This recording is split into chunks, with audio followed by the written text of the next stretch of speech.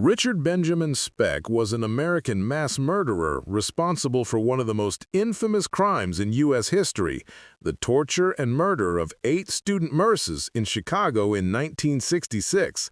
Speck was born on December 6, 1941 in Kirkwood, Illinois, the 7th of 8 children in a large family.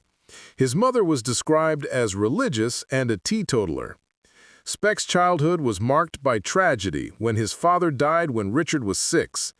3 years later, his mother remarried Carl Lindbergh, a Texan with a criminal record who was an abusive, hard drinker. The family relocated to Dallas, Texas, where Speck had academic struggles and began a delinquent life marked by excessive drinking and drug use. He left high school at age 16 and started engaging in petty crime, having over 20 arrests on his record by age 25. In 1963, Speck was convicted of forging a signature on a stolen check and robbery, serving 16 months of a 3-year sentence before being paroled. He continued to be in and out of trouble, and in 1966, he moved to Chicago to live with his sister. He found temporary work as an apprentice seaman, and on the days he was not working, he would check in at the National Maritime Union hiring hall.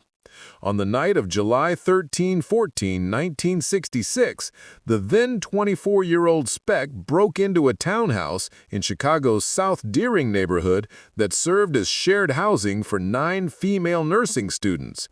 His initial intention may have been a routine burglary. Armed with a gun and a knife, he forced his way in, tied up the women, and robbed them.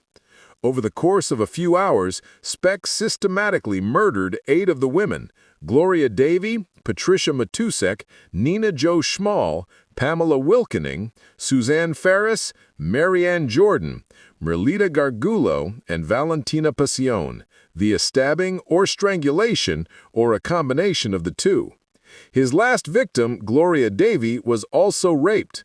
The only survivor, Corazon Amarao, miraculously escaped by hiding under a bed until Speck left. Amarao provided police with a detailed description of the killer, including a distinctive tattoo on his forearm that read "Born to Raise Hell." 2 days later, on July 17, Speck was apprehended after he attempted suicide by slashing his wrists and was taken to Cook County Hospital. A physician treating him at the hospital recognized the "Born to Raise Hell" tattoo from newspaper reports and alerted the police. The high-profile trial was held in Peoria, Illinois. On April 15, 1967, the jury found Speck guilty of all 8 murders, and he was sentenced to death by electric chair. However, in 1972, the U.S. Supreme Court's ruling in Furman v. Georgia temporarily invalidated the death penalty, and Speck's sentence was commuted to 8 consecutive life terms, eventually reduced to 100 to 300 years in prison.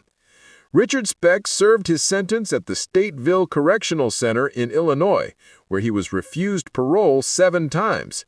He died 1 day before his 50th birthday on December 5, 1991, of a heart attack while incarcerated. 5 years after his death, a controversial video was released that purportedly showed Speck in prison engaging in sexual activity with another inmate, using drugs, and bragging about his life behind bars.